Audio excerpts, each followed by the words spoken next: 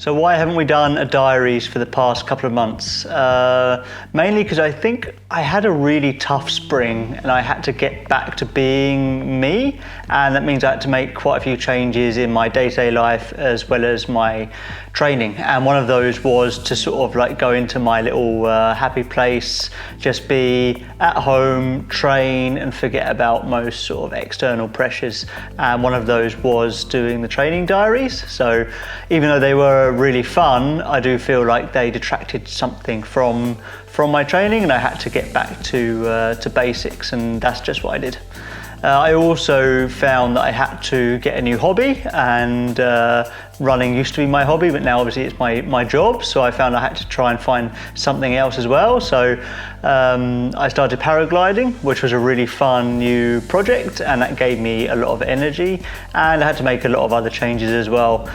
One of the main ones being less on social media, which I also found like that was a big wastage of time that I had, and gave me quite a lot of sort of, I don't know, negative emotions and thoughts generally to life. So a few changes, and all for the better. When we were looking at preparing for CCC, me and Henrietta sat down and looked at my training, and the plan at the beginning of the season was to do Sierre. And when we decided that that wasn't the best way forwards for me, because I just wasn't in the right place both mentally and physically, we changed my training accordingly to focus more on CCC. So when we dropped Sierre, we then put me onto the ultra plans in Albon app, so I could focus more on the longer, slightly slower running that would be required for the 100k race. So when training for CCC, I knew I had to run on quite specific trails to prepare myself and run longer distances, because it's a longer race. But we don't really have those runnable trails here at home in the Romsdalen, and I'm not very good at running a lot of miles in everyday training. I pick up injuries really quickly, or just feel that I get closed body really easily. Closed body is this concept where just training's not working, things aren't going right. You're actually training more but getting worse and feeling less happy. So the longer you can keep yourself with an open body, the better, and that's exactly what I needed to do in order to prepare for CCC. So I trained how I knew how, plus added on a few extra long, more runnable runs, just the bare minimum that I thought I needed to get those legs acclimatized to the longer distance and those more runnable downhills. My longest training run before CCC was, I think, 48 kilometers, and it was just off the back of the week paragliding course I did in Sweden. And actually this week was really important, and looking back, I think it was one of the key reasons I had good energy and just generally felt good going into CCC. It was about 5 weeks before the race, and I took nearly a complete week off constructive training. Actually, I hardly trained or ran at all. I just went to Sweden, took the paragliding course and concentrated on doing that. And that coincided really well with the deload week in the ultra plans, because the ultra plans work on like a 3-week cycle. You have a more of a endurance week, a specific week, and then a bit of a deload week.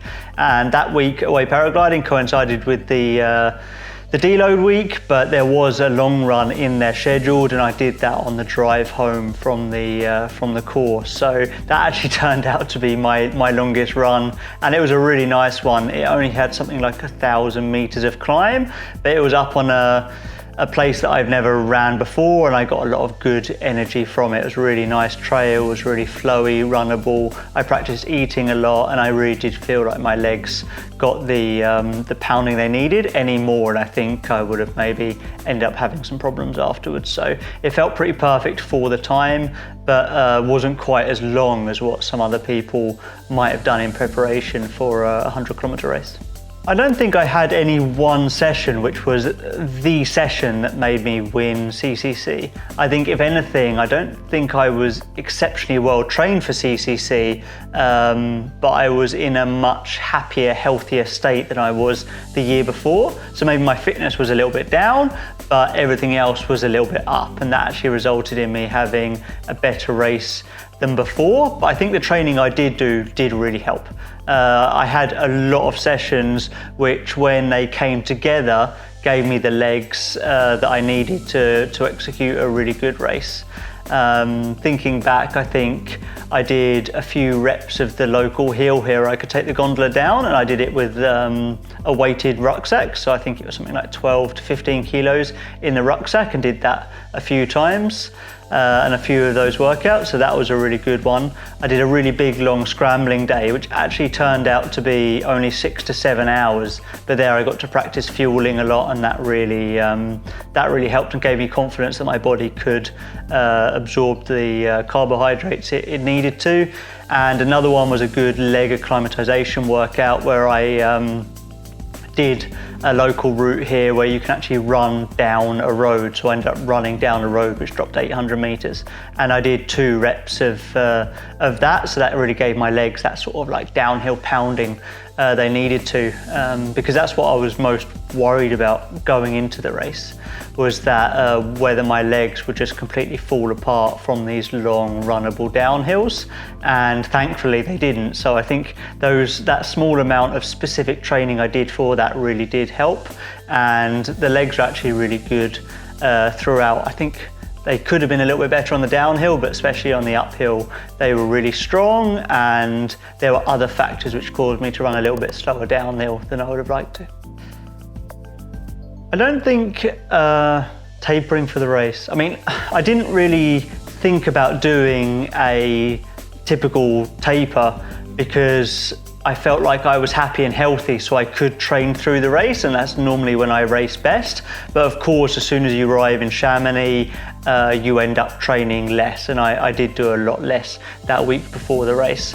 But I followed the plans pretty religiously, and that meant that the 2 weeks before the race, there was a deload week, so then my load reduced a little bit, and then the week before the race when I arrived in Chamonix was more of a traditional taper. So I mean, really I did start dropping back on load 2 weeks before, but it wasn't until the week before that my load really dropped off.